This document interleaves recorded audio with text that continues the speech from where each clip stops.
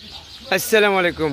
আল্লাহর কি রহমত দেখেন, মাগরিবের ইফতারির সময় আজান হলে অবশ্যই প্রতিটা জায়গা একদম নিস্তব্ধ থাকে।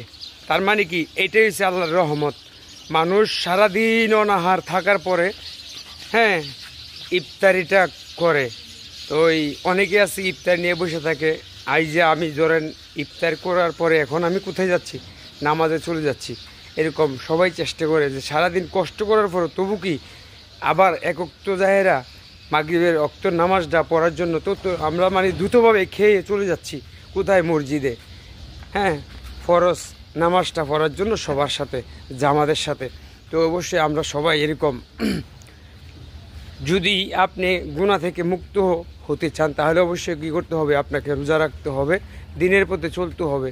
আর অবশ্যই যে যতটুক পারবেন সারা বাংলাদেশ সারা বিশ্ব জুড়ে এটাই একটা অনুরোধ, সবাই ফিলিস্তিনি ভাইদের জন্য দোয়া করবেন। আর যদি কারো সম্পর্ক থাকে অবশ্যই দুই চার আনা দিয়ে যে যতটুক পারেন হেল্প করবেন আল্লাহর ঘরের জন্য। অবশ্যই আপনারা সবাই হেল্প করবেন। তো এই আমাদের মসজিদের পাশে চলে আসছি। আমি খুব দ্রুতভাবে চলে আসি ইফতারি খাওয়ার পরেই, মানে লেট করি না, বেশি সময় নষ্ট করি না। খাওয়ার পরেই মসজিদে চলে আসব।